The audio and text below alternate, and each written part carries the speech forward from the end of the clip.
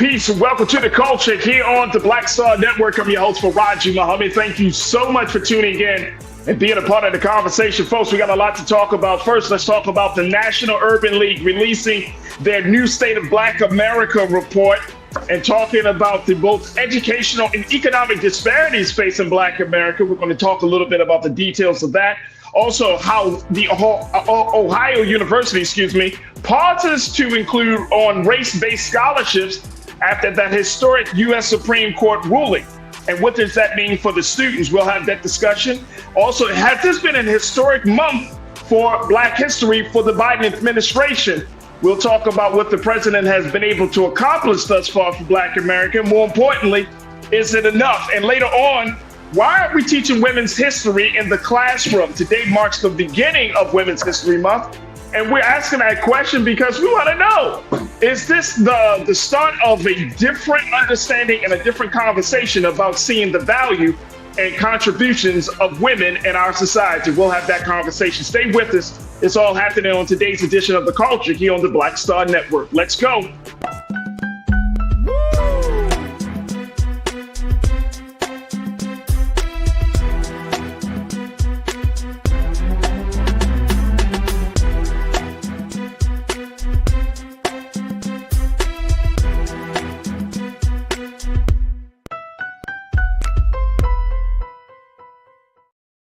All right, folks, welcome to the culture here on the Black Star Network. I'm your host, Faraji Muhammad. Thank you so much for tuning in and being a part of the conversation.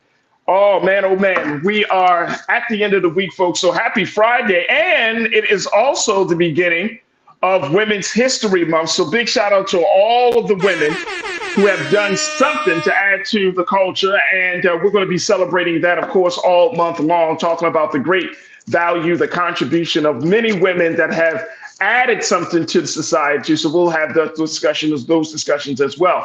But folks, if you're tuning in, hopefully you're tuning in from our website at blackstarnetwork.com. This is the home base of the Black Star Network, where you can find all the latest news and information, special conversations that Big Brother Roland has been having with folks all across the country, all of the dynamic programs, and more importantly, it is an opportunity for you to support us as we're seeking you as an investor and stakeholder in this process, in this movement that we call Black Star Network. So folks, join us today. Go to our website at blackstarnetwork.com, download the app for free. Follow us on social media under Black Star Network. And we, of course, you should know that your donations means a world of difference to us. And more importantly, we don't take it for granted. So thank you for all of your support here from us here on Black Star Network. Now, we're also streaming on Amazon platforms. You can find us on Amazon News, on your Amazon TV. We're also on Amazon Prime Video, so you can check us out there on the Prime Video app on the live TV, the news, or find us on Amazon.com under Prime Video, the live TV, the news. We're also on the Freevee network, so you can find us on now under News for Black Star Network. And we're also on Flex TV, 24 hours a day, 7 days a week. You can find us there on, just search for Black Star Network, or find us under live TV, the news, and opinions. Man, oh man, we got a lot to cover. So let me bring in my sister, who has been joining us on Fridays. I've really been enjoying the conversation that we've been having with my sister, Kimberly Morrow, who is an educator and administrator. She always has the dopest T-shirts in the business. What you got wearing today? So look, this is the start of Women's History Month. Right. Which I will just say is my second favorite month to celebrate. And today I have our sister Angela Davis. Come on. That's who I'm rocking today. So all right, Angela, let me see the shirt though. That looks like it's a dope graphic design. I like it. I see that. Oh, she got her warrior face on that joint right there. Yes, there we go. All right. Anyway, I know we're gonna talk about Women's History Month in another segment, but let me just say, I want you to throw a little fun fact out about Angela Davis that many people may not know. Well, this is not a fun fact, but this is a fact. And this is the reason why, for those of you who love Ronald Reagan, I'm sorry. But this is the reason why I was never a fan of Ronald Reagan. You know, he was instrumental in having her fired from the UC system. So because of her affiliation with the Communist Party, and et cetera, et cetera. So that's a fact. Right. Not So a fun fact, but that is a fact. And I never had, so when people talk about Ronald Reagan as the greatest Republican ever, you know, I'm from California, and so that always sticks in my craw. Oh, I understand. I totally understand. I totally get it. But I appreciate you for sharing that. Let's first talk a little bit about speaking about powerful Black women and talking about the power of Black America. Let's first start the conversation talking about the State of Black America report that the National Urban League generally puts out. They put this out every year. They've been doing this for a few decades now, just in terms of letting folks know about where Black America is, where we were, where we are, and where we are going moving forward. And this is a report that a lot of organizations in particular, but folks like myself, those who work in Black media, we kind of look forward to this time to kind of get a sense of what's right now. And it seems, Kim, that right now we are in a place of that we're facing both economic and educational challenges. I think these are two things that are near and dear to your heart. So let's talk a little bit about this. First, let me share with you, let's quote one, please. The State of Black America report by the National Urban League has compiled research and analysis on the status of Black Americans in the U.S. for decades. It cites legal challenges to the Civil Rights Act of 1964 and backlash to efforts meant to advance racial progress, such as affirmative action and diversity, equity, and inclusion policies for decelerating progress. Now, according to the National Urban League president, Mr. Mark Morial, he says doors have been open in higher education, government, and the private sector in that 60-year period. That's important. Every measure shows progress, according to an interview he did with the AP.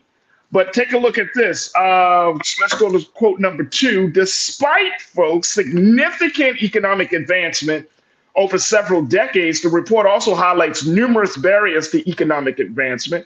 The result, the report authors writes, is a persistent economic and political disparity. The racial income gap has been virtually unchanged for more than 20 years, with Black Americans making an average 64% of the income of white people, the report notes.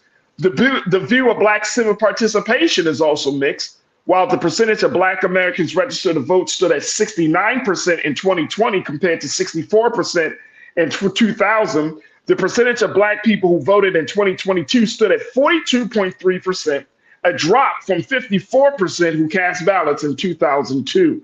Wow.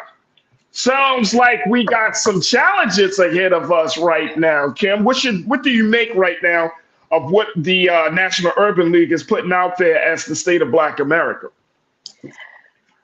Well, and one thing I'll say, because if you notice, they're looking at the figures in 2022, so we won't even know what it'll look like in a year or two from now. But I believe those numbers are going to decrease as far as our advances, because right now, what they are doing with stripping away so many voting rights and stripping away the affirmative action, and also the ability for students to seek funding for college, I can see in the next couple of years that those numbers are going to decrease even further.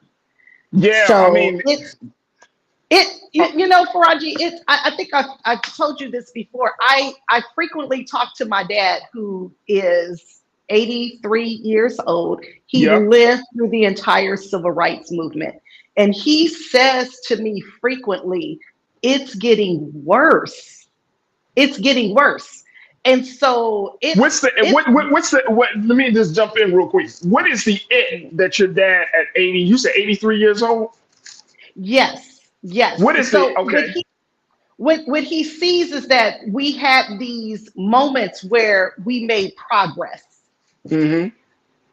During the during the 70s and the 80s and the 90s. And now we're going backwards. So for him, it's worse, because the it that is worse is we actually had made gains, we've made progress, and now to go backwards, that's worse, because it's different if you never had that progress.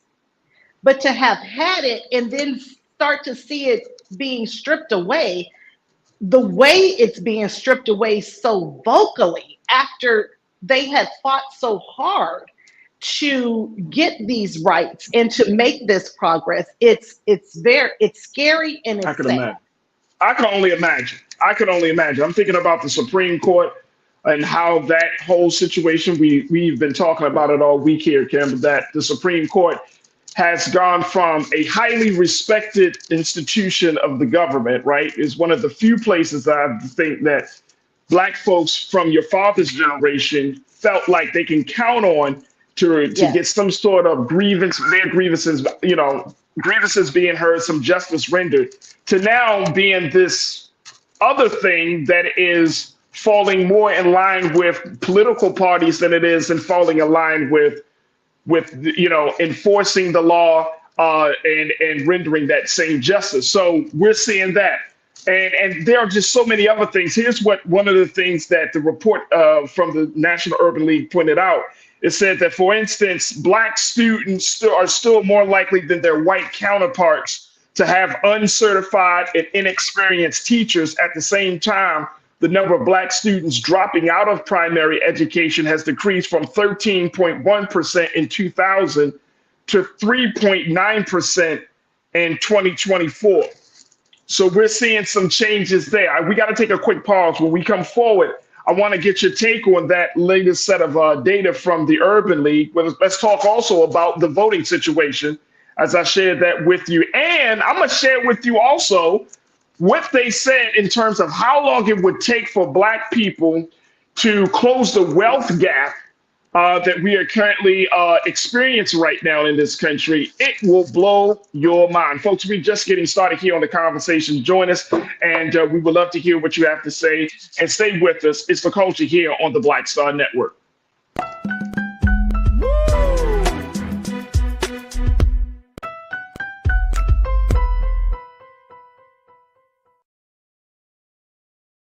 Pull up a chair, take your seat.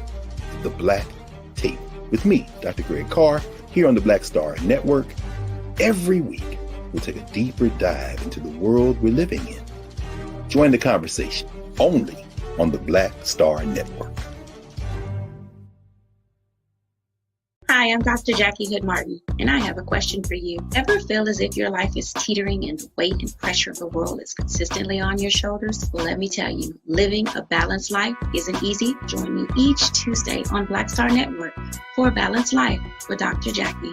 We'll laugh together, cry together, pull ourselves together, and cheer each other on. So join me for new shows each Tuesday on Black Star Network, A Balanced Life with Dr. Jackie.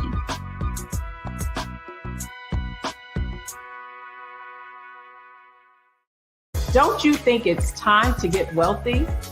I'm Deborah Owens, America's Wealth Coach, and my new show on the Black Star Network focuses on the things your financial advisor or bank isn't telling you. So watch Get Wealthy on the Black Star Network.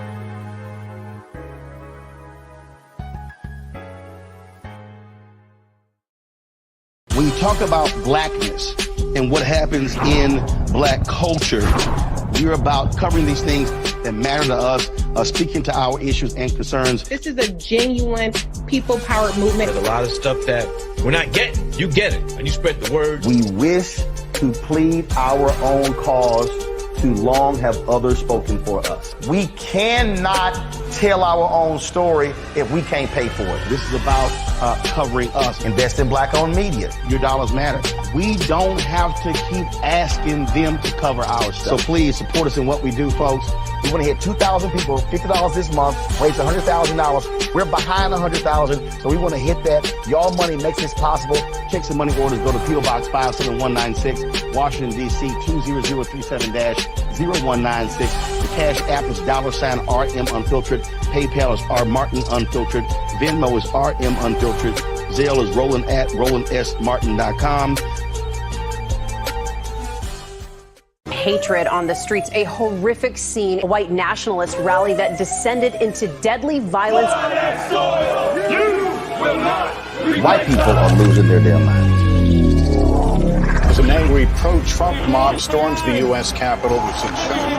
We're about to see the rise of what I call white minority resistance. We have seen white folks in this country who simply cannot tolerate black folks voting. I think what we're seeing is the inevitable result of violent denial. This is part of American history. Every time that people of color have made progress, whether real or symbolic, there has been what Carol Anderson at Emory University calls white rage as a backlash. This is the rise of the Proud Boys and the Boogaloo Boys. America, there's going to be more of this. Here's all the Proud Boys, guys. This country is getting increasingly racist in its behaviors and its attitudes because of the fear of white people. The fear that they're taking our jobs, they're taking our resources, they're taking our women. This is white fear.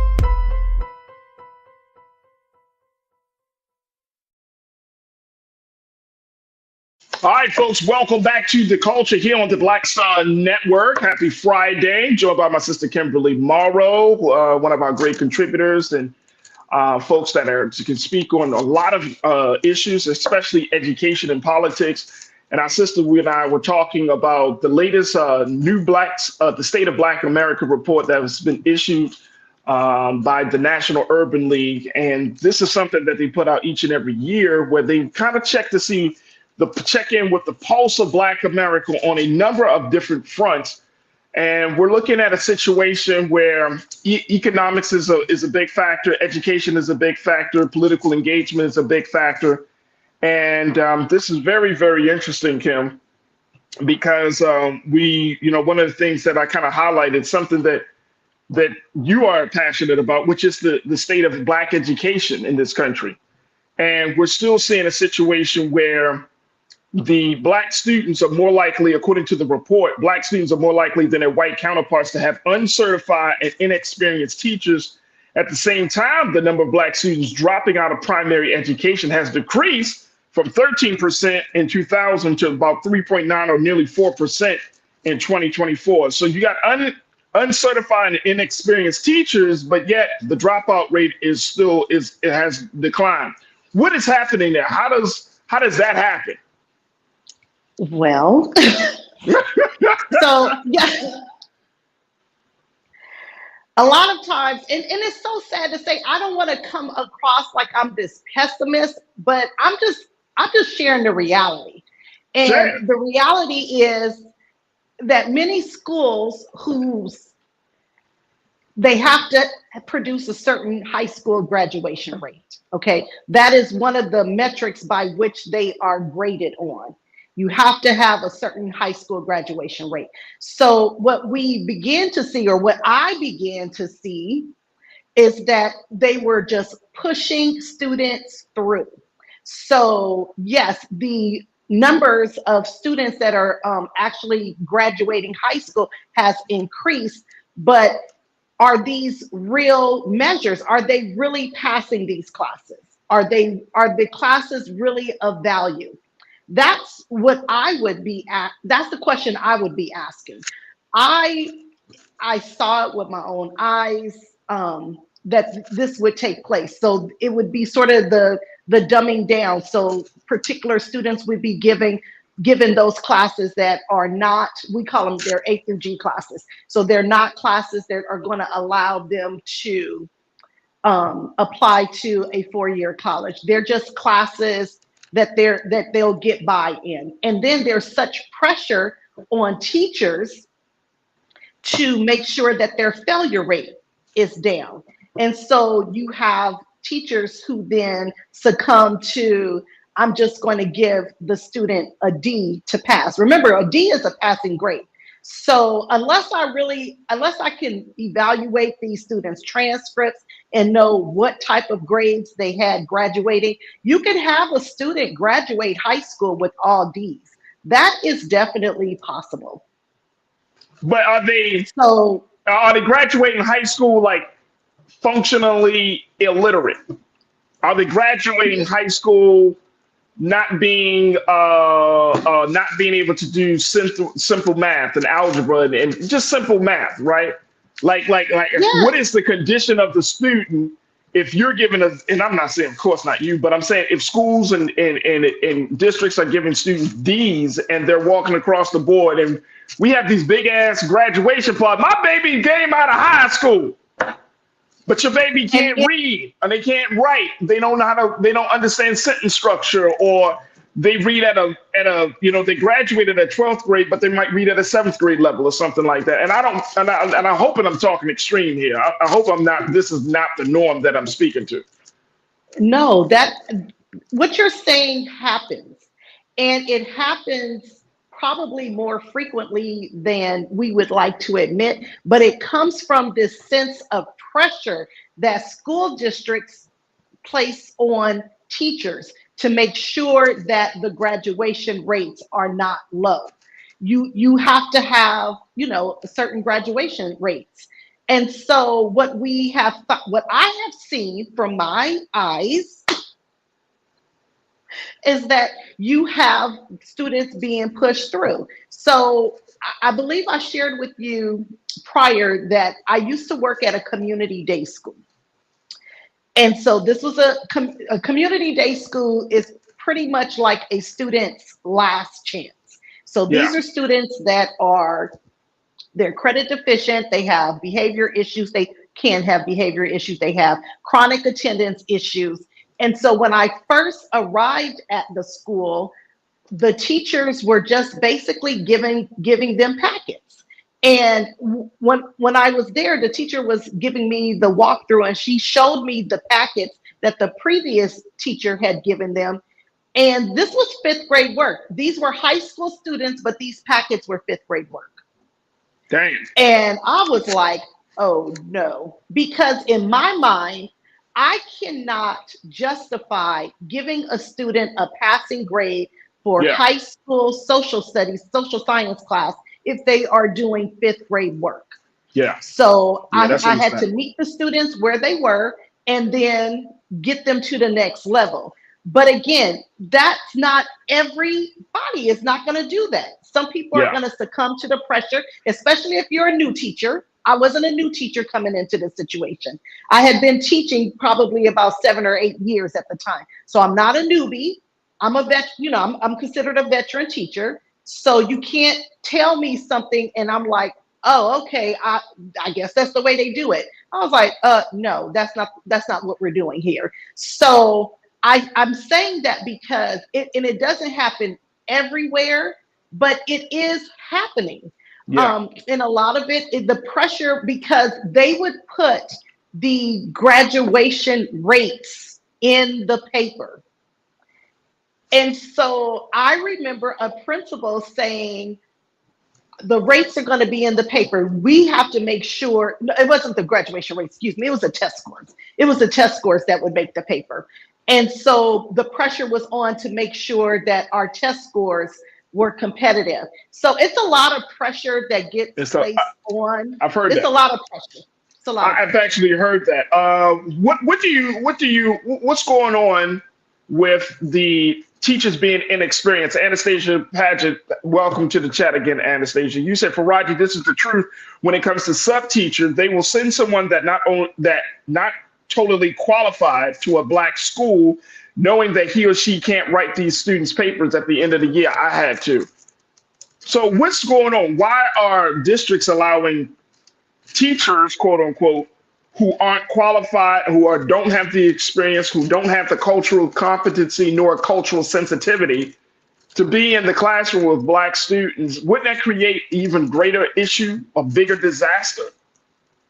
Yes, but you also have to realize there's a hiring thing. So if I'm in an area that is known to be a rough area of the city, it's very difficult to get qualified teachers, regardless of race, to want to come to my school. But then what usually happens is you're stuck. We need teachers over here. So you start, I hate to use this term, but I mean, it's a real thing, and we say this. You start pulling from the bottom of the barrel.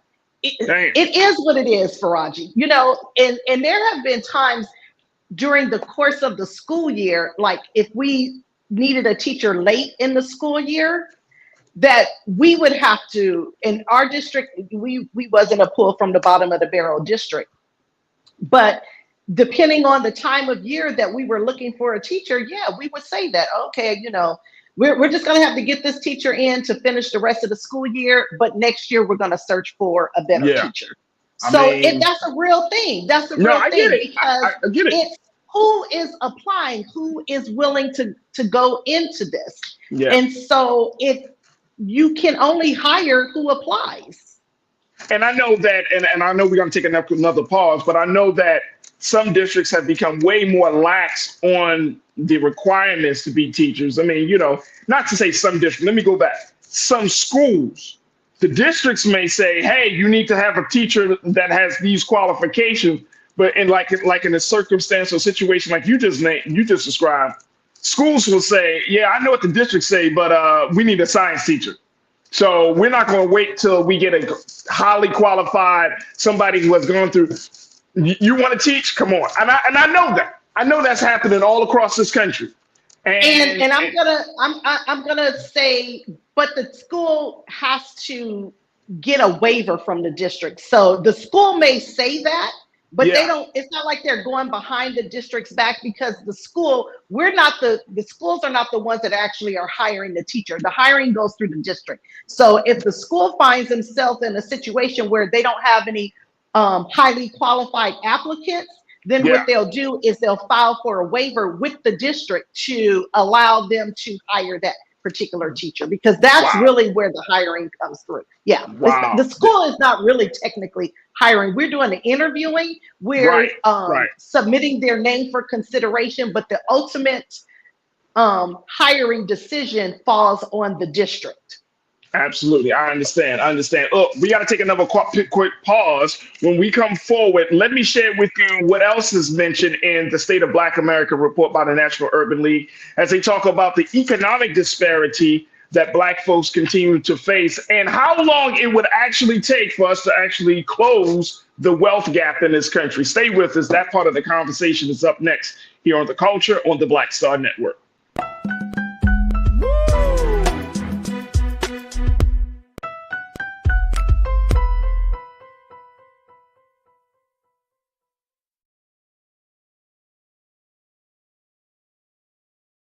You heard why we're marching, and it's really a launch.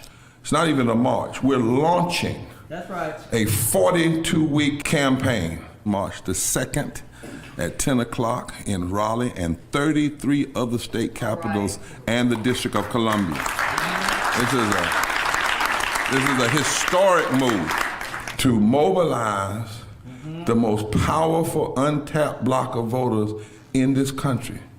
Poor and low wealth voters who make up 87 million votes. And it's never been tried before. Never been tried before in history. At the same time, same message, same focus. And when that power turns loose, they will not be able to figure out the political calculus. I don't know about you, but I'm ready to shake things up. I'm ready to get up out of the valley. I'm ready for God to put his spirit on us. I'm ready to be used to change this nation. And what we're saying is, can't we come together? Can't we come together around an agenda? You ain't got to like everything about Reverend Barber. You don't have to like everything about Sangria. You don't have to like everything about Long Choir. But can we come together and say, it's time to end poverty as the fourth leading cause of death? It's time to have $15 and a living wage indexed with inflation. So every time inflation goes up, the minimum wage goes up. It's time to have health care for all. It's time to fully fund public education. Can't we come together? It's time to protect women's right to women's health. It's time to have affordable housing for everybody. It's time to stop the proliferation of guns. Ain't no way folk ought to be able to have more guns than they have food, more guns than they have meat on their table. That makes no sense. Isn't it time for division to be ended and love to take over? Can't we organize around that? Look at your neighbor and say, neighbor, I don't need to like everything about you, but can't we organize for power? Can't we stand for justice? Can't we love everybody for just a little while? Can't we come up out of the valley? Can these bones live?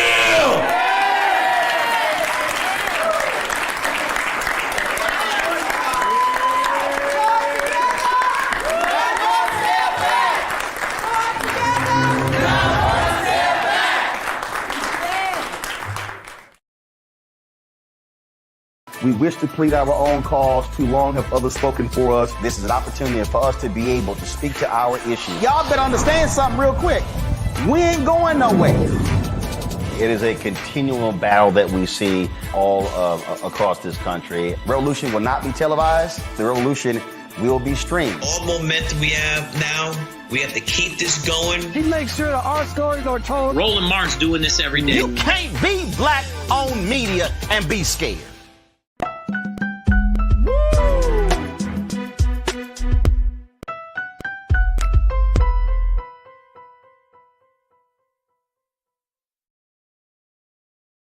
All right, folks, welcome back to The Culture here on the Black Star Network. I'm your host, Faraji Muhammad. Thank you so much for tuning in, checking in with my sister, Kimberly Morrow, as we're talking about the National Urban League releasing their State of the Black America report, the annual report that gives us a snapshot of where we are in Black America on a number of different issues. Now, along with the educational issue, the big part of the report, Kimberly, was the conversation, the talk around our economic disparity. And the economics of this country shows that we are still far, far behind than our white counterparts.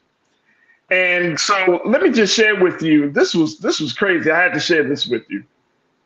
Where in the report, it said it would take anywhere from 1 to 3 centuries for most Black Americans to achieve parity with their white peers, depending on their region of the country, according to a February study by the McKinsey Institute for Black Economic Mobility. Now, that was that institute. Y'all want to know what the State of the Black America report said? It said not until 2204 will Black Americans reach the quality of life parity that white people enjoy. Damn. 2204, y'all. 2204. What's it? Y'all tell me, what year is this now? It's 2024. Right. 2204. According to the 2024 report, it features the Urban League semi-annual equality index.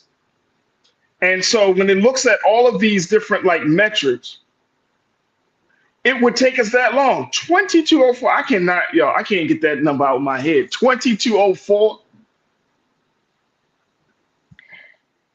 I can't get that. To close the wealth gap.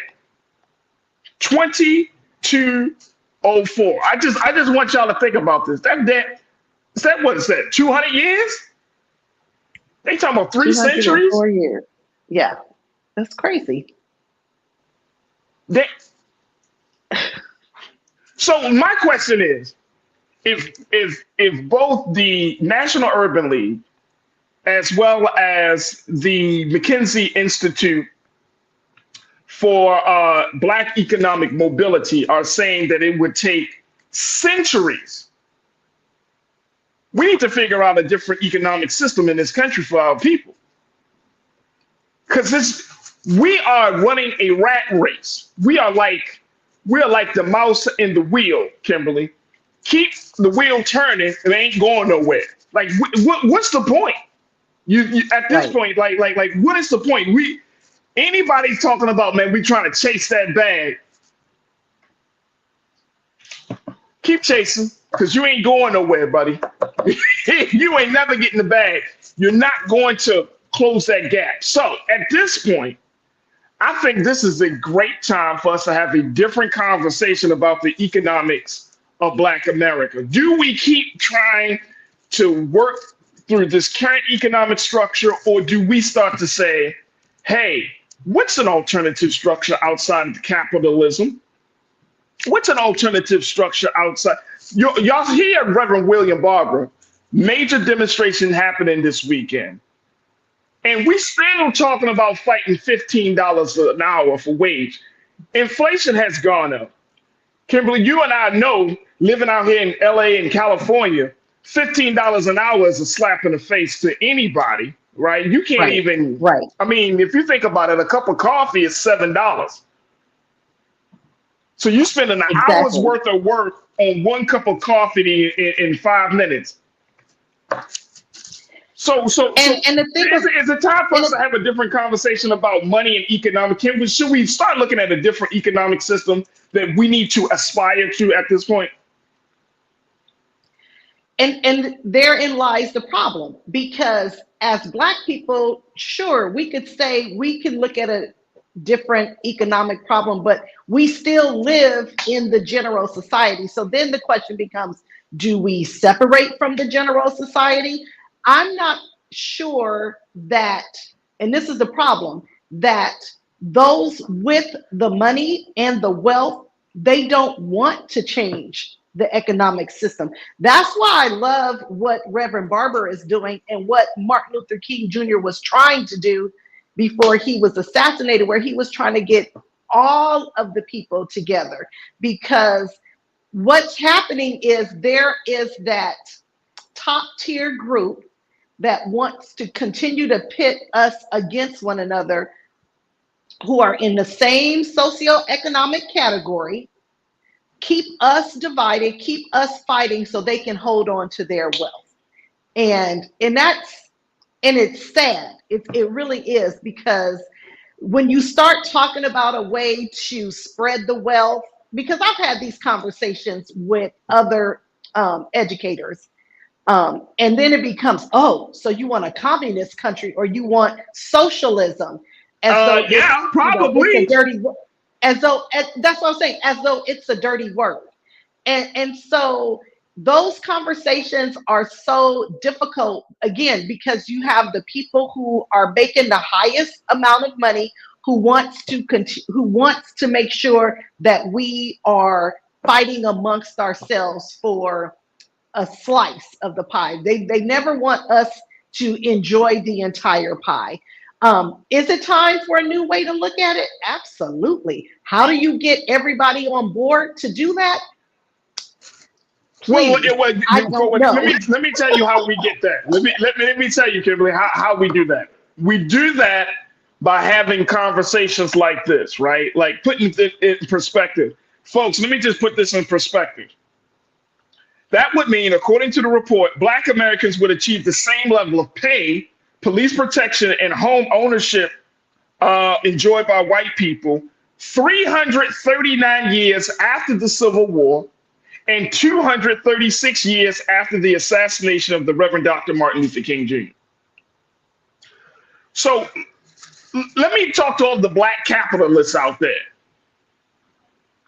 What do you expect us to do with this current economic system if we're showing no sign of catching up? As much as we have Black business owners, we got Black millionaires, we got a couple of Black billionaires, all of that stuff, all of the money talk that we do in this culture, it don't amount to nothing when you are damn near 200 years behind somebody else. You 300 and something years from civil rights, 236 years from the assassination of Dr. King. And who knows? Y'all know how this economic situation goes. It doesn't stay stagnant. It's not like, you know, if our pay wage and if our economics go further along than somebody else's is staying with it. It all goes up. Inflation starts to happen. Cost of living starts to happen. We are in a rat race. And I'm serious. This is, you know, maybe we got to have a conversation. It's like, is capitalism the pathway to liberation at this point. And I know some people are like, man, what you crazy? No, I'm not crazy. It's crazy to believe, and it's crazy for us to keep putting out this narrative that Black folks are going to be making some economic gains when we are looking at a situation like this. When you're 200 years behind your white counterparts and other groups of people. So what if we got we got a couple of millionaires and billionaires? That doesn't mean anything. I was always taught no one person or nation can rise, no one person can rise above the condition of his or her people. So you got a couple of people that are rich here, a couple of people that are rich here from the Black community, but look at us collectively. That's the issue. I'm sorry, Kimberly. Go ahead. What's your take? No problem. But is it something that we can do collectively without a larger segment of the population participating? That's my only question. Is it something that can be done only within the Black community? Or is this something that will take a coalition of other communities to truly make an impact and make it happen? I don't.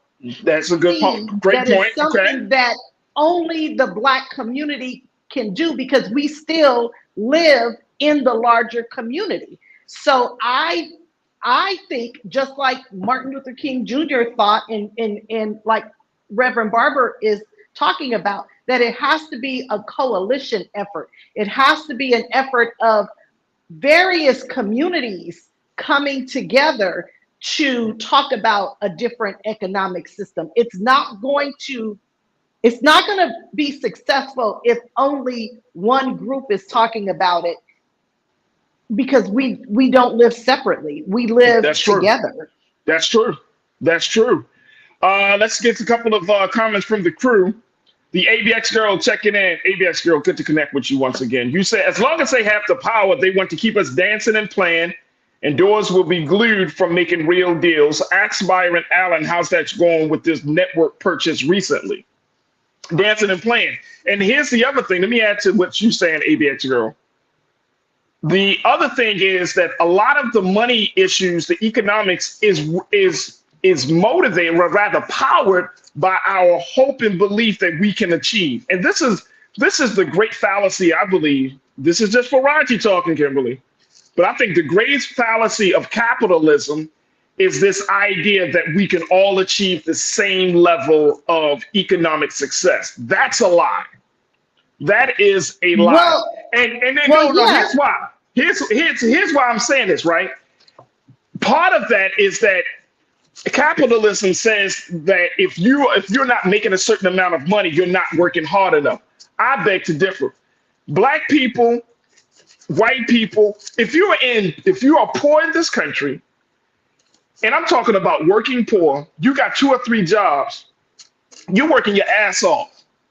You're working your ass off under undesirable conditions, low wages. This is not about personal ambition and pulling up your bootstraps and all of the other things about, well, you're not doing enough.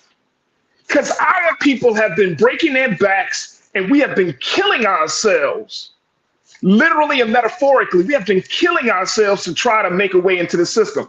This is not about somebody not doing enough. That's the problem with capitalism. You're not working hard enough. No. How about it's the system? How about it's the simple fact that this system does not allow everybody to go? It can't, because here's the deal. Go back to the Industrial Revolution. This is how capitalism works. You have to have someone at the top with the company, with people under them working for them. Capitalism does not work without your workers. That is why schools were created, to produce employees. So you are 100%. How are we all going to be these great capitalists? Who are we going to hire to work if everybody is the owner? The way capitalism works, somebody has to be the owner. That's and right. They have to hire people. Why do you think right now there is this push to keep us divided, keep us separated, because you gotta have workers. Come on, that's you are correct. Me and you do not disagree on that. No, we don't disagree with that. I know, but see, and then people, we really do, and I know that this might sound strange, y'all, and I know I might lose some of you at this moment. I'm gonna say it though. I really want to have more serious conversations about other economic systems like socialism. There is a book that a sister that I've read, and I've been trying to get this sister onto the show. She wrote this book called "It's Not You, It's Capitalism." It's a sister named Malika Jabali, and it's a fascinating read. And she talks about a new age socialism that is interwoven based upon the history of individuals like the sister that's on Kimberly's T-shirt, like Angela Davis, Dr. King, and others. And we talked about this earlier this week with my sister Rahel Tashamariam. A lot of our Black leaders were socialists. They were thinking about how do we gain in a way where it's not rooted on, as you pointed out so well, Kimberly, where it's not rooted off of one person gaining off of the work of others, right? It completely disrupts that model of work. And now we're starting to look at, well, how can we get more in a community effort? And I know that might sound crazy, but are we listening to this report? That it's not crazy. Nor I don't think it's completely far-fetched. And here's the other thing. What other avenue? What other avenue? We've been at capitalism for years, decades, centuries. And yeah, like I said, we got a few millionaires and billionaires, and we all try to break our necks and try to be the next Jay-Z, the next Oprah, the next millionaire, and all of that. And we sacrifice our lives, we sacrifice our time, we sacrifice our talents, we sacrifice our bodies, and we never truly get there. Now, financial literacy and financial freedom is different from what we're talking about here. Right. If we live within our means and all of those things, there are some ways that Black leaders have put it out there, and I'm talking about past and present, have come up with economic ways for us to not to try to be at equal with white America, but economic advances that will make us as a people stronger. Because if we're trying to keep up with the Joneses, I don't have 200 years. And you know, Martin Luther King Jr. said this in his speech beyond Vietnam, and Lord knows I am not good with quoting exactly what people say. So I'm just going to paraphrase what he said. Here was the gist of it. We are so busy chasing materialism in this country. And unfortunately, because we've been in this country for 400 years now, we've adopted those those ways. And so when we're trying to be rich and capitalist, we're not doing it for the reason not all of us. I'm not going to say we're all not doing it, but most of us are doing it so we can buy new cars, new homes, new clothes. And so our minds are twisted with this capitalism thing because we're focused on the wrong things. We're focused on material wealth. We're not focused on our fellow man. We're not focused on how we can uplift one another. And again, not all, I'm making a generalized statement, but a vast majority. You do have a number of people who will do these things to help other people. But the most people that talk about getting rich, getting the bag, they're doing it for themselves. They want to get new cars. Hey, Tiana, they want to get new homes. They want to floss. Oh, absolutely. No doubt. Tiana, you said the Black Panthers understood that we must work as a collective in order to make things better for all of us. They all did, and that's an excellent point.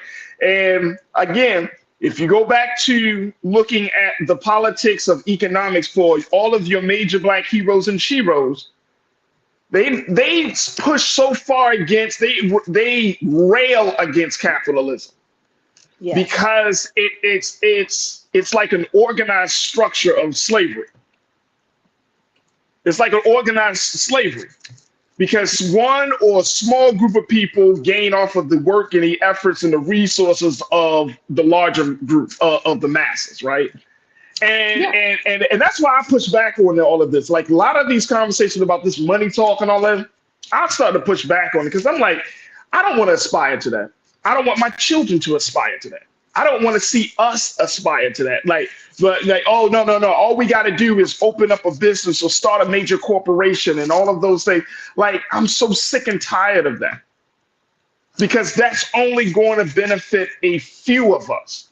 I want to see revolutionary change for all of us. Because you can't build no legacy off of one or two major businesses. It could be some, not, I'm saying as a people, not as a people. Yeah, for that family, for the group. I mean, yeah, a couple of people can build off of that. But, you know, being I'm passionate. Look, I'm so passionate about this, but the fact that it takes 200 years, and I don't want us to walk away from this conversation saying, well, it takes 180 years for us to be equal with white people in their earnings and pay and all of those things. 180 years. It would take 236 years outside of the killing of Dr. Martin Luther King. Just keep those things in mind, folks. Keep those things in mind. So I think there's an opportunity here, Kimberly, for some other conversations about some different economic systems that we as Black people can explore. Can we do that in 2024? Can we just lay out something? No, but we don't have to reinvent the wheel. I think there have been so many great Black leaders that have stood before us that have given us blueprints for economic development, whether you're talking about the Most Honorable Elijah Muhammad, the Honorable Marcus Garvey, you're talking about Dr. Claude Anderson. Like, we can go down the line and look at each one of these leaders and their ideas, their programs for economic development and say, can we apply this in 2024 or going into 2025? Can we do this? Can we, for the holiday season for 2024, can we say we're going to boycott, or instead of spending all our money, we're going to put so much money away or create a Black fund, or we can, the sky's the limit. The sky is the limit. Even you got the final word. Even with people currently with existing businesses, to join and become partners and work in collaboration with other Black-owned businesses to create affordable housing, to create other jobs. So there are things that, again, you're not reinventing the wheel, you're pulling your resources together. Those are things that can be done now. We don't have to wait till 2025. We have a number of Black-owned businesses, Black-owned corporations, and just getting them together to also help benefit those that need to be benefited. Absolutely. So those things can be done now. Absolutely. Tiz, you said everybody can't be a Jay-Z or Oprah. Facts. Plus, I wouldn't want to, but everyone can raise up. Not going to be easy, but that's life, and life has challenges. Absolutely.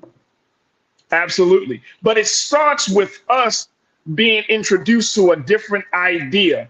And if we are honest with ourselves, as we close out this part of the conversation, take our next pause, if we're honest with ourselves, Kimberly, we ain't happy. Even those of us who make good money, quote unquote, good money in this current system of things, look at how much time it took, look at how much energy it's taken, look at the toll that it has placed on us. Would you want to pass that down to your children? If you don't have children, would you want to? Nobody wants to pass that down. I actually laugh when I read people's posts and read things about making six figures. I made six figures and I was miserable. So I was stressed all the time. So sure, we want to make money, but you want to make it doing something that you're happy and that you're able to be a blessing to other people. We're not here in this society just for ourselves. We're here to help other people. So making money is one thing, but knowing what to do with that money and how to work that money is an entirely different thing. It's not just about making money. It's about helping others and helping the society at large. So There it is. There it is. Look, we on the same page, Kimberly. We on the same page. And look, we got to take a quick pause. When we come back in, let's bring our other sister into the conversation, my sister Corinna Denise, as we're talking about, has this been a historic Black History Month for the Biden administration?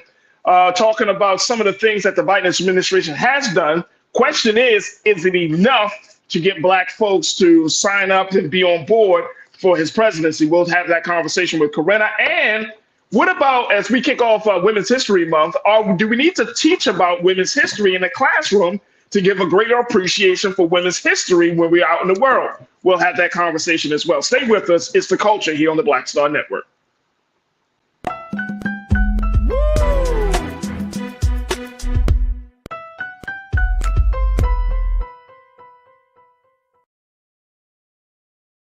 Hi, I'm Dr. Jackie Hood Martin, and I have a question for you. Ever feel as if your life is teetering and the weight and pressure of the world is consistently on your shoulders? Well, let me tell you, living a balanced life isn't easy. Join me each Tuesday on Black Star Network for A Balanced Life with Dr. Jackie.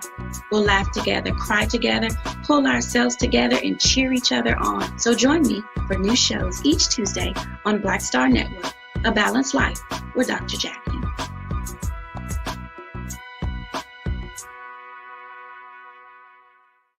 When you talk about blackness and what happens in Black culture, we're about covering these things that matter to us, speaking to our issues and concerns. This is a genuine people-powered movement. There's a lot of stuff that we're not getting. You get it, and you spread the word. We wish to plead our own cause. Too long have others spoken for us. We cannot tell our own story if we can't pay for it. This is about covering us. Invest in Black-owned media. Your dollars matter. We don't have to keep asking them to cover our stuff. So please support us in what we do, folks. We want to hit 2,000 people, $50 this month, raise $100,000. We're behind 100,000, so we want to hit that. Y'all money makes this possible. Check some money orders. Go to P.O. Box 57196, Washington, D.C. 20037-0196. The Cash App is $RM Unfiltered. PayPal is R Martin Unfiltered.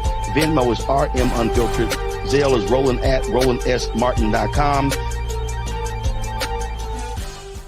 Hatred on the streets, a horrific scene, a white nationalist rally that descended into deadly violence.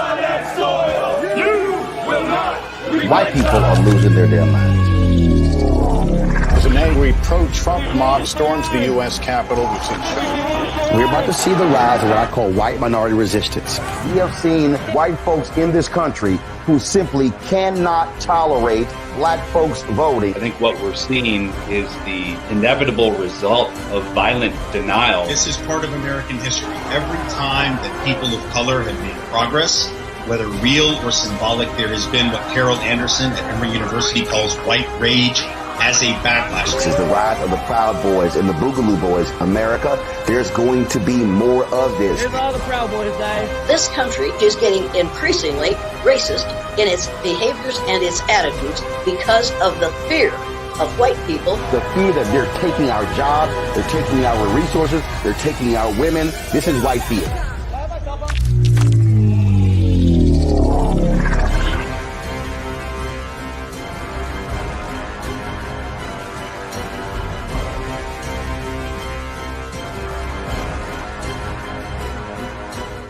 Pull up a chair, take your seat. The Black Tape with me, Dr. Greg Carr, here on the Black Star Network. Every week, we'll take a deeper dive into the world we're living in.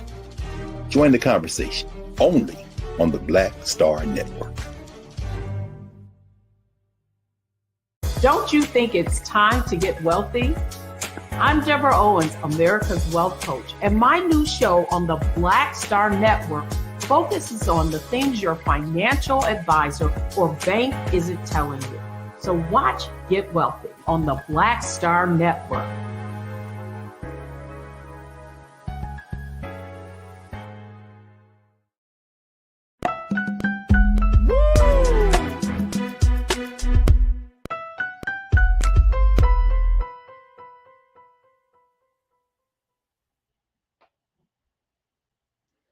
All right, folks, welcome back to the culture here on the Black Star Network. Oh man, we got so many things that are happening right now. So go to our website today at blackstarnetwork.com. Download the app for free. Follow us on social media at Black Star Network and join the movement. You can certainly donate and offer any type of donation that will help us in this process right here. As we're creating a space for digital, for Black content in the digital space. And so we're looking for investors, we're looking for stakeholders, we're looking for your support. So go to our website today, and we thank you so much for any donation and for all of your support and your continued support of tuning into all of the dynamic shows and all of the great things that we're doing here at Black Star Network. Now, we are streaming a number of different things. We're keeping our eyes out because today is the final day for the hearing to determine whether the Georgia DA, Fani Willis will be disqualified from that case because of her situation with the prosecutor, Mr. Nathan Wade. So that is streaming right now. And we have some other streams that are going on right now. So just know that Black Star Network, we're trying to keep you informed as much as possible on all of these different things affecting Black America. And I appreciate y'all, because sometimes when we get these streams, all these big events and big moments are happening. Y'all turn into me. Y'all be like, man, Faraji, who Faraji talking to? But I appreciate the crew for y'all always saying, you know what, let me just switch gears. Let me join the conversation with the culture and then switch back over. But we are still keeping you informed. It's all one network. It's all one network, and we just want you to be aware of all of the things that are happening that are important to us and that should be important to you too as well. So thank you all so much for being here with me today. All right, let me go bring my sister Corinna Denise, who is a college admissions advisor. She's a political as well and an educator, and we still have my sister Kimberly Morrow. Corinna, welcome.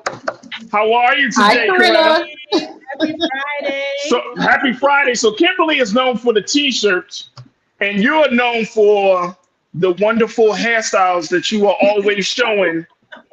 My wash and go turned into a fro. You know, it's like the end of the week, it kind of just poof. But I got a little shirt too. I'm wearing my I don't know if y'all can see.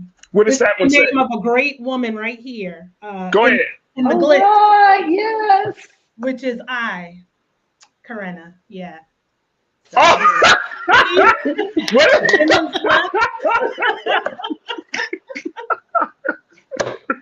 you know, that's a dope shirt though. Self-love. So that's dope. I like it. I like it a lot. I love it a lot. I love it. All right, let's talk about something that you wanted to kind of discuss a little bit, Corinna. Hey, if y'all don't know, Corinna's been kind of like real upset with me over this week. You know what I mean? Me and her are cool. We cool as a fan, but Corinna be like, she be like, you know, I know her face on the other side, Kimberly. She listens to some of our conversations. She be like, I can't wait till Friday. I'm gonna tell this joker off. But she wanted to talk about something, and this is about so far what the Biden administration has done for Black America. This is an ongoing conversation, and I think we're going to be hearing more and more about this as we get closer, of course, to the Democratic to the convention that's happening in July, and for the Democrats, and then when is the Democratic convention? Is that July for the Democrats, or is that the Republicans I'm thinking of? Now I just thought about it. But we're working our way up to the convention. I'm sure crew and the team just let me know, because I don't want to get those dates wrong. And then, of course, leading up to the national election. But here's the thing. There was a piece that was done for the Griot where it talked about the Black History Month. This Black History Month, Biden has a lot to brag about. He should do it often. It was written by a sister named Christina Greer, who is a Politico. Dr. Greer, she debunks the myth that that President Biden hasn't done very much for Black people. So she wrote this op-ed stating that the list of Biden accomplishments is plentiful. As we get closer to Election Day on November 5th, it would behoove the president's 2024 re-election campaign to make a concerted effort to educate and or refamiliarize voters, especially Black voters, and more specifically, Black male voters, on the accomplishments the president has achieved since taking office on January 20th, 2021. And she wrote this because there has been a lot of conversation about Black men leaving the Democratic Party in droves. She also talks about the fact that influential rappers like 50 Cent, Snoop Dogg, and Ice Cube have shown them some level of admiration for Donald Trump. So she was saying that President Biden is not a perfect candidate or president, but neither were the 45 former U.S. commander-in-chiefs. She said, when you look at the record of Joe Biden when compared to his predecessor in recent decades, none has done more to specifically address the racial wealth gap and implement long-term inclusive policies that specifically aid Black families for years to come. All right, let's talk a little bit about this. So you agree with this so far? Is that my understanding, Corinna? Can you hear me? Yeah, I do. And I just want to preface this by saying, yeah, can we hear? I think, all right. I just want to preface it by saying, you know, this is not even about President Biden personally. I think we need to learn to separate that. This is about making sure that our people have the facts as to what has actually occurred in this administration that has been to our advantage. So I want to make sure that is very clear, because I think we get into that gray area of, oh, you capped it for Democrats and all this stuff. No, it's about having the factual information about what has occurred. Something I would like to just bring back to the forefront that I think a lot of us have forgotten, right? Around this time, about 4 years ago, okay, we were in the very beginning. Well, no, not the beginning, but at the top of a crisis, right? With the pandemic. Soon enough, we were starting to wonder, okay, are the cities going to shut down? Everyone's in Target trying to get toilet paper and things like that. Let's be very clear. If it had not been for the Biden-Harris administration, and one of the first things they did when they took office, okay, passing the American Rescue Plan, we would have what we like to call #we outside. We wouldn't be enjoying this new normalcy that we have right now. And I think a lot of us have lost that. We have forgotten, and it's because we don't really have that momentum of memory. We kind of just move on. And we have to consider and remember how many people died from COVID-19, and how a lot of our people, right, who look like us. And, you know, how much more devastating, was already devastating, would it have been if Cheeto Head was still in office? So I just want to start there, but I think we're going to continue this conversation because I know we got to take a break. We got to take a quick pause. Man, y'all contributors, y'all really know how the flow of the show works now. Y'all telling me to break. Everybody that come on, hey, Faraji, I think you need to stop talking, Faraji. We need to take a quick pause. Let's take a quick pause.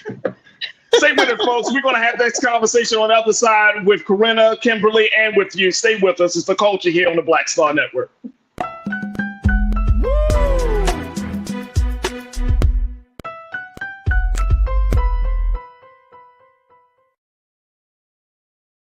Hatred on the streets, a horrific scene, a white nationalist rally that descended into deadly violence. White people are losing their damn minds. An angry pro-Trump mob storms the U.S. Capitol. We're about to see the rise of what I call white minority resistance. We have seen white folks in this country who simply cannot tolerate black folks voting. I think what we're seeing is the inevitable result of violent denial. This is part of American history. Every time that people of color have made progress, whether real or symbolic, there has been what Carol Anderson at Emory University calls white rage as a backlash. This is the rise of the Proud Boys and the Boogaloo Boys. America, there's going to be more of this. Here's all the Proud Boys, guys. This country is getting increasingly racist in its behaviors and its attitudes because of the fear of white people. The fear that they're taking our jobs, they're taking our resources, they're taking our women. This is white fear.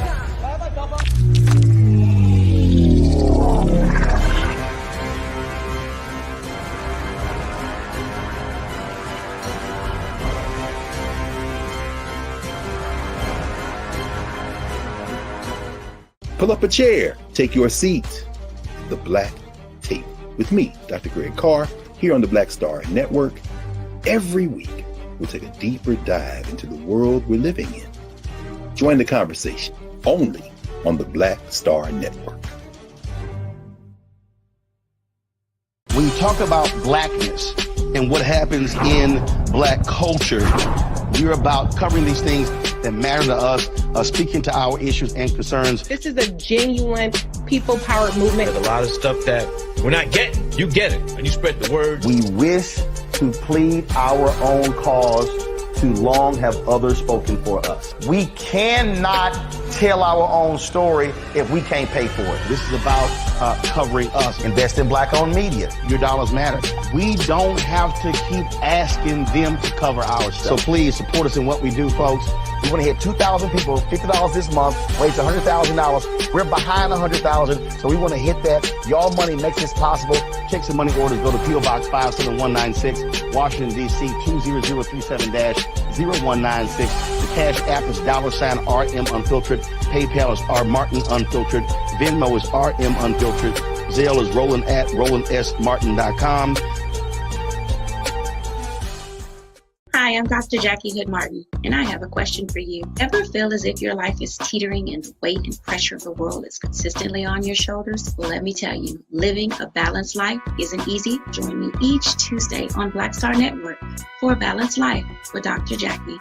We'll laugh together, cry together, pull ourselves together, and cheer each other on. So join me for new shows each Tuesday on Black Star Network, A Balanced Life with Dr. Jackie.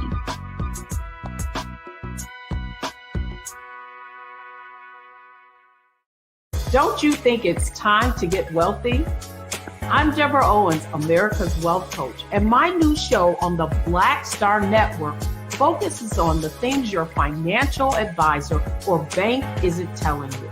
So watch Get Wealthy on the Black Star Network.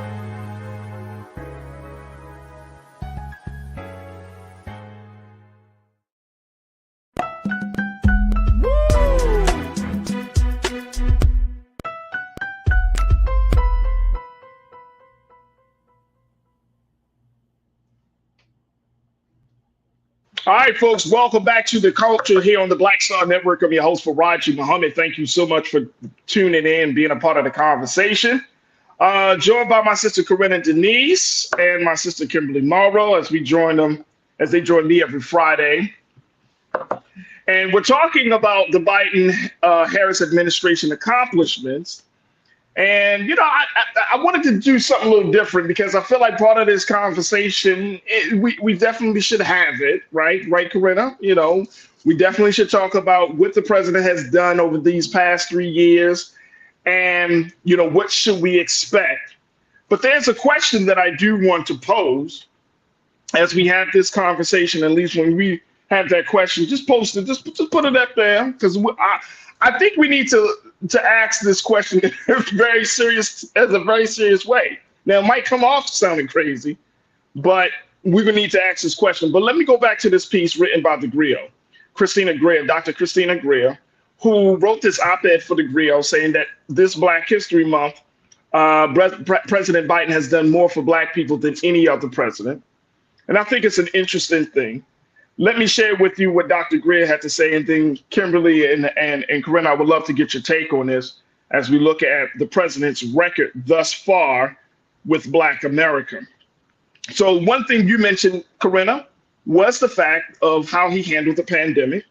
Here's something else. In 2021, President Biden signed a bill making Juneteenth a federal holiday, becoming on the 11th American federal holiday on the books. He did that. And then 1 year later, President Biden signed the Emmett Till Anti-Lynching Act, a federal law that defines lynching as a federal hate crime. This law also increases the maximum penalty to 30 years imprisonment for several hate crime offenses. Along with that, signing important legislation pertaining to commemorating and protecting Black people. He also signed an executive order advancing parts of the yet-to-be-passed John Lewis Voting Rights Advancement Act. This order clearly outlines the factors courts must consider when hearing challenges to voting practices. The administration has expanded the Affordable Care Act, and according to KFF, which is an independent source for Health Policy Research, expanded Medicare coverage to nearly all adults with incomes up to 138% of the federal poverty level, and provided states with an enhanced federal matching rate for the expansion's populations. He's done some good things for student loan forgiveness for more than 3.7 million Americans, roughly totaling $136 billion of debt forgiveness, which is a big step. According to Dr. Greer, this is a concrete step towards leveling the playing field and helping hundreds of thousands of Black Americans beginning a journey towards accumulating generational wealth. But as Kimberly and I were talking about, that may take some time. He might need to keep doing that for the next 50 years for us to even bridge that gap. But it's a start. And that he has said throughout his career that a budget is a moral document. And this is the point of contention that many people have, considering the amount of money that America has invested in other places around the globe, like Ukraine, Israel, Iran, and many people are still questioning whether that money could have been used here domestically to address some of the pressing needs here. But she made the point. She said, the election is not a magical purity test. It's truly an election for the soul and future of the nation. It is not rocket science. Donald Trump has made clear his intentions to completely gut the social safety net, deport as many people as possible, and double down on a Christian white nationalist agenda. The former president also intends to continue his smash and grab presidency and enrich himself and his friends along the way. This is from Dr. Greer. So it opens up the conversation. So should we not be critical? And are we telling Black voters here, Kimberly and Corinna, to Black voters, just shut up and vote? I don't think so. And the world is not the takeaway. No, yeah. I'm listening. Go ahead, Kimberly. Go ahead. Yeah, it's not the takeaway from that. I'm saying that if the president is doing all of these things and people are still critical of the president, the sentiment is, Black people should just shut up and vote. Should we not be as critical because he's already done these things? Go ahead, Kimberly. No. And here's something that she said in the article, which I have heard said on various podcasts and shows. One of the problems is the Democrats do not share this information. And she even said it. She was like, if they would put this information out there. So a lot of what she said in this article, and she even said, it's not my job to do that, but she shared it. We talk about it, Corinna, and actually when I started reading it, I was like, did Corinna write this? Because these are things that she has been, no, seriously, as I was reading it, I was like, did Corinna write this? Wow, okay. But then I was like, oh no, someone else wrote it. These are the exact same things that she has been saying on this show. This is the issue that a lot of younger Democrats are having. Why don't we know this? We're talking about it. She's writing it up in an op-ed. But why aren't they blasting commercials with this? We talked about this too, Faraji. Their commercial is about the money that they've given to HBCUs. And I said last week, everybody didn't go to an HBCU. So that's probably like 1% of the population. These are the messages that the Democratic Party needs to be highlighting. So it's not that people need to shut up and just vote. They don't even know this is happening. Right. They don't. I don't know. I'm gonna let Corinna respond to that because I don't think that's the case. But go ahead, Corinna. Well, what I was gonna say is no. That is not the sentiment to just shut up and vote. And you know what? Let me preface this by saying this. Let me be transparent right now. While I have acknowledged all of the advantages that we have received from this administration, I have been very critical even here on the show about some of the things that I am disappointed in. One of it being voting rights. I feel that they have not pushed the needle far enough on how that needs to go earlier on. There's a lot more that I want. But I'm also going to hold the accountability on both sides. Us as the citizens, we wanted George Floyd Justice and Policing Act. Why in the hell did we not take back to the streets when Tim Scott, Senator Gumby, tanked the damn bill?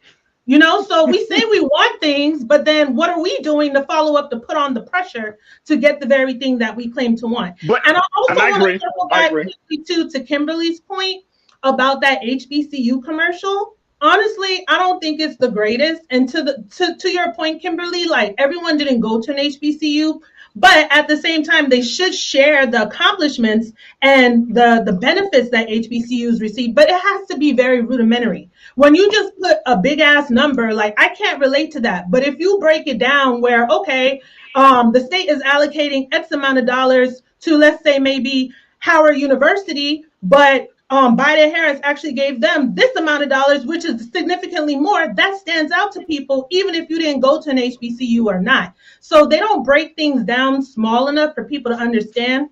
And I think a lot of times, too, what's happening on just various platforms that I've observed, I think that people tend to talk in a manner sometimes that they assume that folks know what they're talking about. You know, you might say an acronym, and I could be like, Faraji, yeah, I'm going to the NACAC this weekend. And, you know, NACAC is having A, B, C, D, E, F, G. While all the while I'm running my mouth, and you in the back of your mind thinking, Corona, what the entire hell is NACAC, sis? Can you break that down for me? And I'm going to be like, oh, it's Northern Association of College Admission Counseling. Why didn't I say that from the beginning? You know what I mean? So I'm just giving an example, like, you have to, you know, just quickly, just for those who may not know, this is what it is, and break it down so people can receive it. But I think Dr. Greer really just wanted to highlight to us as a people, hey, this is what has actually happened because people do not know. Now, to answer your question, Faraji, that does not mean that we are not critical. I will talk about the good and I will talk about the bad. But at the same time, I think this article highlights the fact that a lot of people are miseducated and misinformed that, oh, nothing has been done for Black people. And that's just well, people say that anyway, right? I think that's across the board. I think that because people are looking from a different metric. People are looking for the tangible stuff. Like all of this stuff sounds good. This is all legislative. This is all policy stuff. But you're talking about quality of life issues. People have to feel like their life is going to really has changed as a direct result of seeing this transition in the White House, right? And that's what people are saying. He hasn't done much because people are struggling. Black people in this country are still struggling. You know what I'm saying?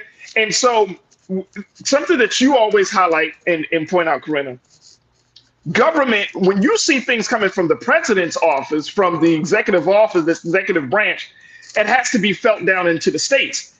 And the states, a lot of these states around the country, some of them are Republican-led states, they're blocking any benefits. So people don't get a sense that things are changing or that things are becoming, you know, better. They don't get a sense of that, right?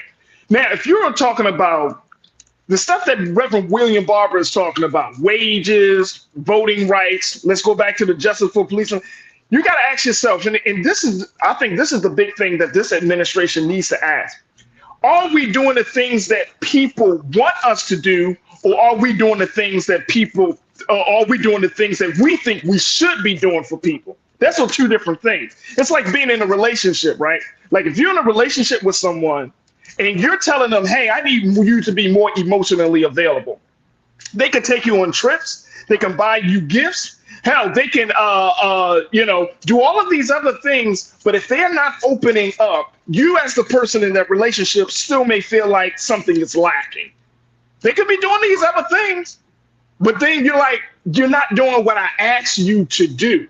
And I think that's part of the issue with people, that Black America in our relationship to the government. That's what we're having. That's the place that we find ourselves in. It's like, we need you to do this.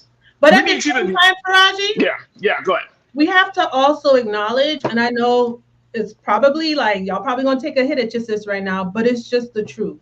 A lot of that disconnection is because we don't know how government works. And we just see the president and we just think he's the end all be all. And that's not the case. To a point you just made a few seconds ago about how things come down to the states. You know, a lot of the money that was allocated through the American Rescue Plan was given directly to the states, who then the states have to allocate it to their citizens, which some of them have not done that appropriately, right? So hence why people are still suffering. But then at the same time, the people who are suffering, you know, I'm not saying all of them, but how many of them are actually turning up and voting in those local elections, right? And having a voice heard and seeing how things work together and run, you know? So it's just a matter of we need to be smart. And something I just want to highlight now too, because honestly, I kind of feel like with the Democrats, we know their messaging sucks. I hear everyone. It's not a sucky message. No, I don't think their messaging sucks. I think it does if people don't know about the stuff. But what I'm saying now is no. That's why I made that analogy. And I know we got to take a quick break, but that's why I made that analogy. It's not that their messaging sucks. It just doesn't speak to what people say they want from the government. It's not that the messaging sucks. How are you the president of the United States and you can't get your message? How is that possible? Well, again, it's not all on the president. And we have to understand too, I think we would be able to push a lot more if we understood some of these other powerful positions. Earlier this week, you know, you and Suzette were discussing the exit or the stepping down of Mitch McConnell. You know what? Yeah. I would just suggest if you want to understand the power that a majority leader holds, he used to be the majority leader when the GOP had the majority in the Senate. Imagine why that would be his dream job instead of being the president. Chuck Schumer is the majority leader right now in the Senate. What does he do? What power does he hold? But, you know, he often flies under the radar because all the focus is just on President Biden.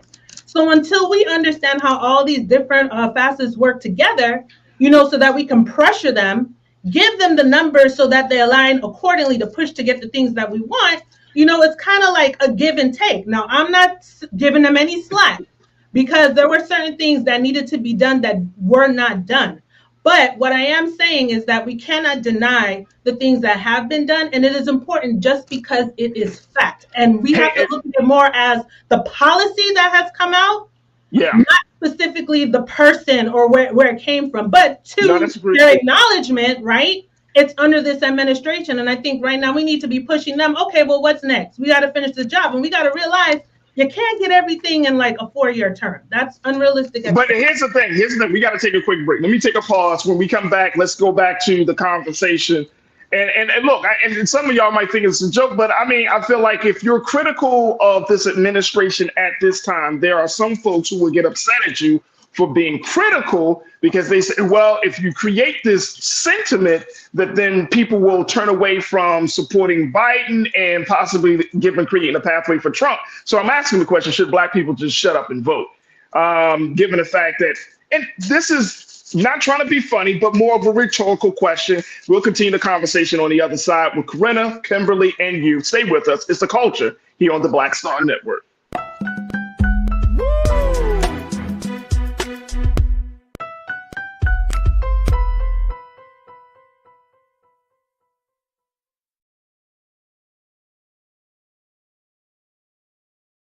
You heard why we're marching, and it's really a launch. It's not even a march. We're launching That's right. a 42-week campaign. March the 2nd at 10 o'clock in Raleigh and 33 other state capitals and the District of Columbia. This is a historic move to mobilize the most powerful untapped block of voters in this country. Poor and low wealth voters who make up 87 million votes. And it's never been tried before. Never been tried before in history. At the same time, the same message, same focus. And when that power turns loose, they will not be able to figure out the political calculus. I don't know about you, but I'm ready to shake things up. I'm ready to get up out of the valley. I'm ready for God to put his spirit on us. I'm ready to be used to change this nation. And what we're saying is, can't we come together? Can't we come together around an agenda? You ain't got to like everything about Reverend Barber. You don't have to like everything about Sangria. You don't have to like everything about Long Choir. But can we come together and say, it's time to end poverty as the fourth leading cause of death? It's time to have $15 and a living wage indexed with inflation. So every time inflation goes up, the minimum wage goes up. It's time to have health care for all. It's time to fully fund public education. Can't we come together? It's time to protect women's right to women's health. It's time to have affordable housing for everybody. It's time to stop the proliferation of guns. Ain't no way folk ought to be able to have more guns than they have food, more guns than they have meat on their table. That makes no sense. Isn't it time for division to be ended and love to take over? Can't we organize around that? Look at your neighbor and say, neighbor, I don't need to like everything about you, but can't we organize for power? Can't we stand for justice? Can't we love everybody for just a little while? Can't we come up out of the valley? Can these bones live?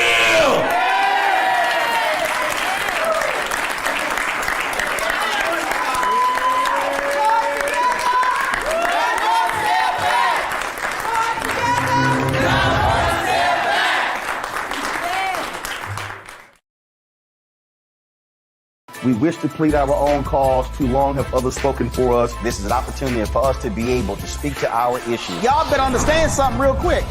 We ain't going nowhere. It is a continual battle that we see all across this country. Revolution will not be televised. The revolution will be streamed. All momentum we have now, we have to keep this going. He makes sure that our stories are told. Roland Martin's doing this every day. You can't be black-owned media and be scared.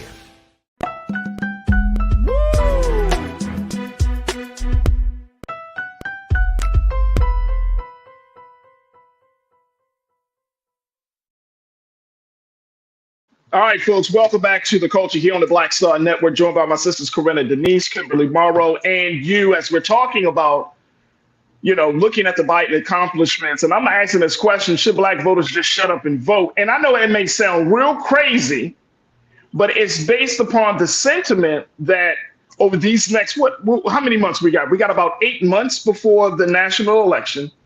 And we're going to have some very important and uncomfortable conversations about this administration, and more importantly, what we should be asking for. What can we hold this administration accountable for going into this next chapter? If President Biden, if we come out and we vote for President Biden, he has to know, not after the election, he has to know before the election, Mr. President, we're going to rock with you because we don't want Donald Trump in office. You said you were going to be the one for Black America. Now you've done this, but we need you to do A, B, and C. And the sentiment, and it's not just here on this platform, I see it everywhere on a lot of different places where the moment we get critical about what this president has done or not done, then there's this barrage, this flood of black folks who say, see, y'all just want Donald Trump to win. It's not, nobody wants, look, we don't have to. Corinna, you posted something in the chat during the break that folks aren't critical of the Republicans. Let me just tell you, how many times we got to talk about the Republicans and some of the asinine stuff that they do? How many times we got to talk about You got to talk about it because a lot of people, just like they're not paying attention. No, we don't. That's a waste of time. That's insulting to our intelligence. That's insulting to our intelligence. No, it's not insulting to the intelligence, Faraji. How is that insulting? To people watching this platform, it's insulting. Look, I think if you're voting for Trump right now, I don't need to get into no name calling. I don't need to I can't help it. Okay, the truth is the truth is. But it's not. It's more. I think this is just me. For this show, it's more productive for us to have conversations about a reality versus something that's. I mean, yeah, Trump is let's have a conversation about something that we actually can have some real control over. The majority of black people are more inclined to the Democrats than they are to the Republicans. So I'm going to speak to the Democratic interest, not trying to just blast the Republican interest, because at this point, that is what it is. I'm talking about we have folks that are on the fence. We got independents, we got young voters, we got moderate Democrats. I'm talking about. Let's talk to those folks. Let's have some different conversations. Because if you are Black in America and you want to vote Republican, you want to go by the way of Tim Scott, I can't help you at this point. I can't help you. Watching this show ain't gonna help you. Go ahead. I'm sorry, Kimberly. Go ahead. Yes, ma'am. I think we underestimate voters when we believe that questioning or being critical or asking certain questions is going to sway their opinion. Now, if they're easily swayed, they're easily swayed. But I think the majority of voters are pretty savvy enough to understand that you can have constructive dialogue, you can ask questions, you can be a little critical, and you can have certain demands. What the Democrats did, I think we talked about this on last week's episode, where they presented their list of demands to the president and the Black Congress members. I think that was very strategic. And I think that if we continue to do that, then we are putting pressure on the president to know that our vote is not a done deal.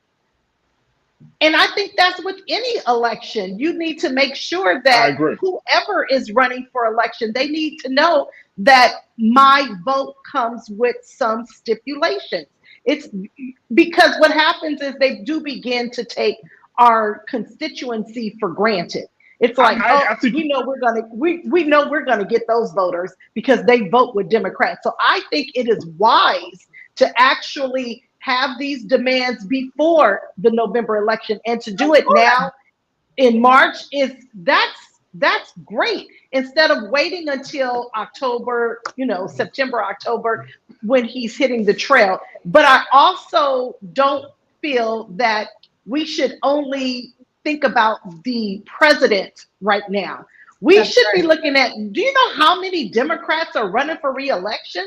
And that's true. Democrats in the House, Democrats in the Senate. And we are not paying attention to those races. And that is what I'm saying. Our local level. So it's not just the president who's running for re-election. Right. So we need to look at the Democratic Party as a whole. And that's the part where I believe the Democrats, they miss the mark. They take things for granted, not just in this presidential election. We have been talking about this for years, for many years, that the Democrats take the Black voters for granted. This is not a new thing. This is not a Biden thing. This was not a Barack Obama thing. No, you're right. I agree. Ongoing.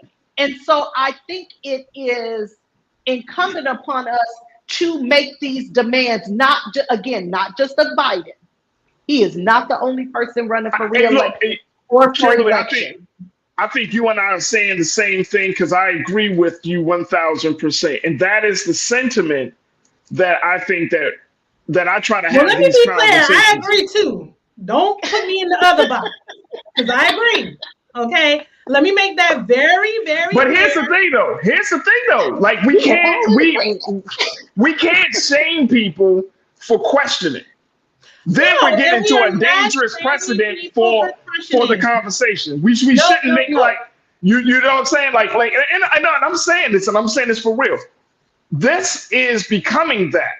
And I'm talking about at this point, right?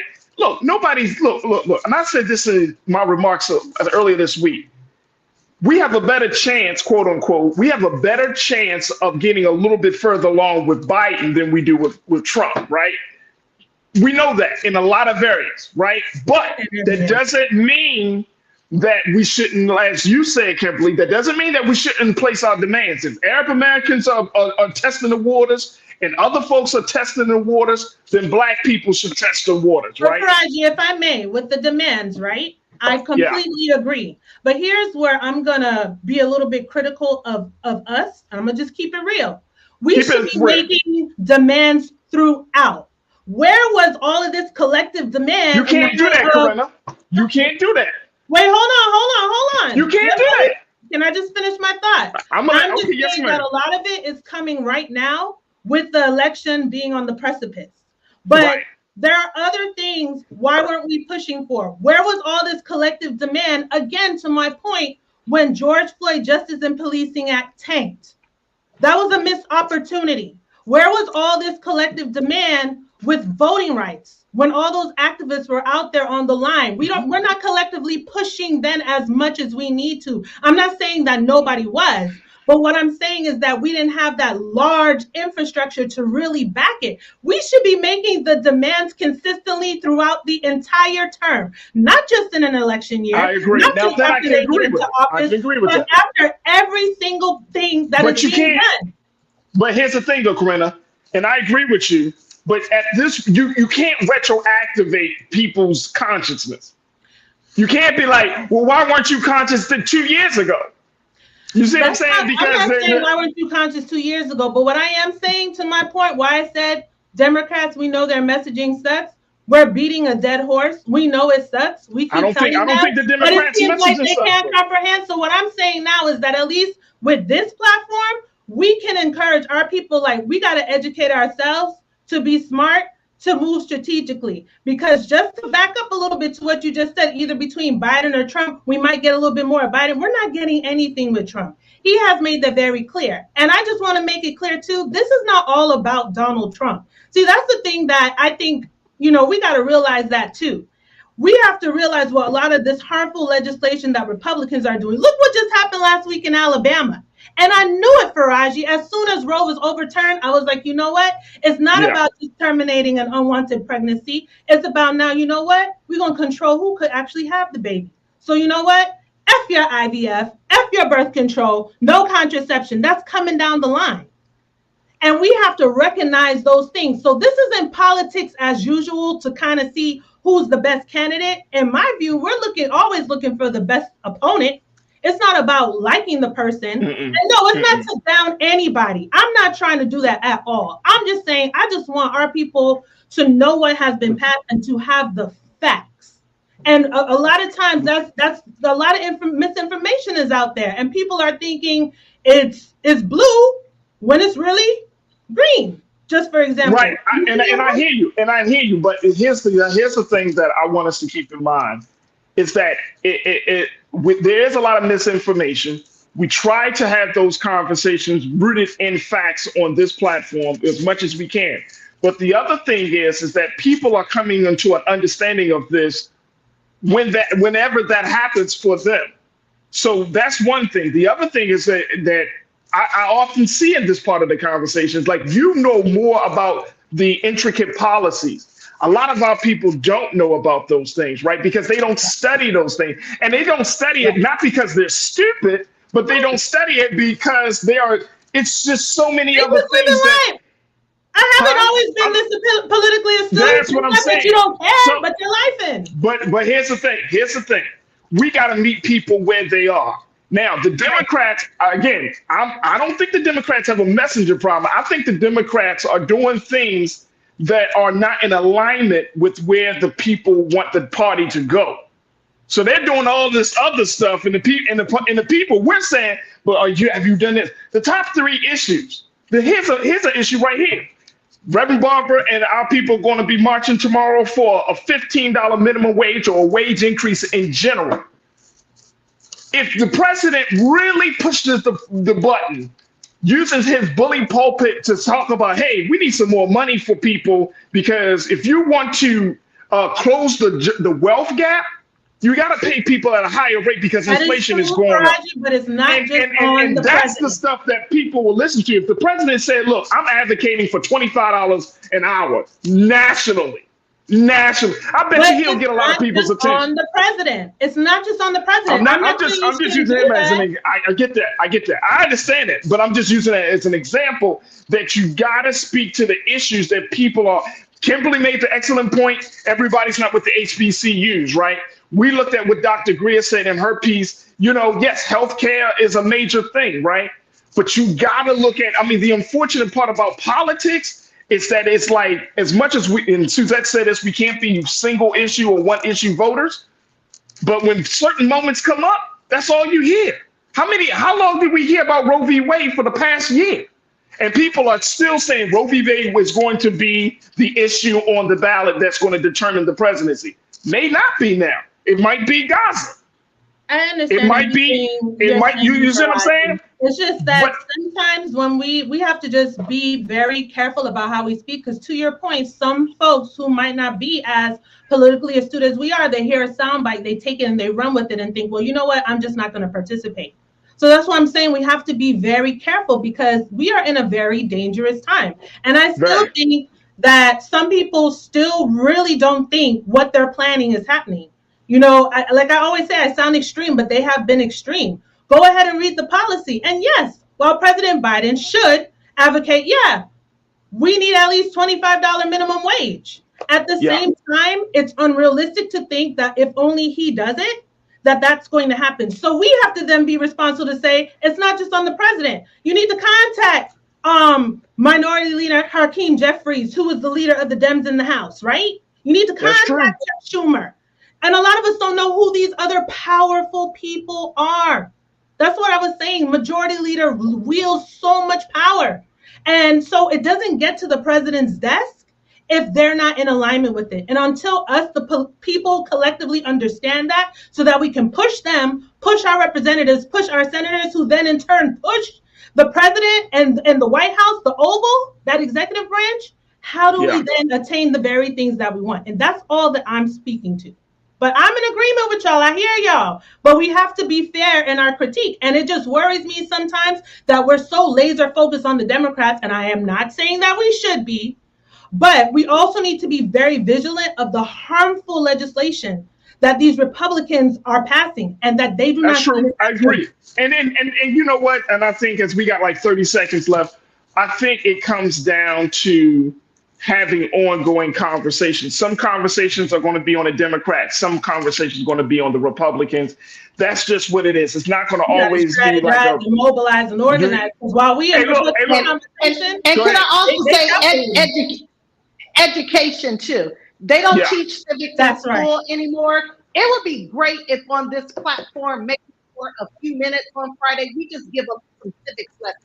Because a lot of things what you were talking about, Corinna and Faraji, people don't know. They were never taught. They didn't know. And they always only think it's the president. They don't understand about the different branches of government. So I think that would be something But I don't think that's our audience, though. I'm going to be honest with y'all. I don't think that's our audience. I think our audience is highly intelligent. I think a lot of people, if you're watching Black Star Network, if you're watching The Culture, if you're watching RMU, Roller Mountain Unfiltered, you're coming to the space politically activated. You're not, I mean, you may not know all the different policies and everything, but there is some political consciousness there. Because we don't attract But you don't think that clips are not going to people beyond this audience? That's right. Oh, well, yeah, of course. People beyond this audience that show up are seeing the clips. That's all I'm saying, Faraji. And the question has to become, are people, and as we close out, are people becoming disengaged from, and this is something, Kimberly, that we didn't talk about in our first conversation about the State of Black America report, but they're saying that civic engagement has actually gone down from Black America than it has been over the previous years. Are people becoming disengaged because they don't know how government works, or is it because they don't feel like government is working for them? Both. If you don't know how it works, then you don't know that it's working for you. I don't know. Hey, Faraji, that's a bigger question. I think we can hold on that one. Go ahead. A lot of folks don't know. A lot of folks don't know, and we can't take for granted that they always do. And you know what? I'd rather reiterate how shit works than to take for granted that they think they know, and they don't. All right. Pastor Damon said, don't underestimate people's ignorance. Thank you, Pastor Damon. He didn't say that. He said that don't underestimate the people's ignorance. Yeah. If we want to have civics lessons, I'm sorry, y'all. I mean, look, we don't have enough time. We just don't have enough time to go through civics lessons 101. I mean, maybe this is if that is the prerequisite for us to have these conversations, we got to break down how a bill.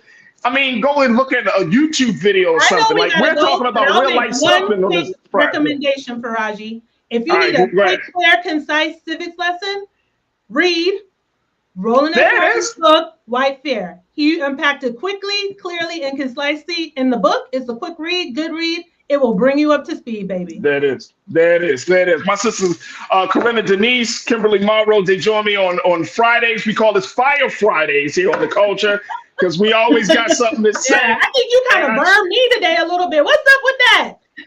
Coming for your sis. How long you been on the show? I got burn marks on my arm from you, sister. You know, you got some making up to do. Yeah. My sisters, Corinna Denise, Kimberly Morrow, thank you so much, sisters, for being with me again on here today. And God willing, we'll reconnect next Friday for another exciting conversation. Thank y'all for being so good for the culture. Thank you. Peace, girl. Absolutely. Bye-bye. Happy Friday. Happy Friday. All right, folks, that's going to do it for us. Thank y'all, crew, for joining me and having the conversation with us. Hopefully you enjoyed the discussion and what we have to say, but more importantly, that you feel empowered to wanting to learn more and do more. So hopefully you will do that. Make sure you go to our website today at blackstarnetwork.com. Download the app for free. Follow us on social media. We would love to get your take on all of these conversations. Also, hit me up on my social media at The Real Faraji on Instagram, at Faraji on the X platform, and at Faraji Muhammad on Facebook. And I would love to connect with you.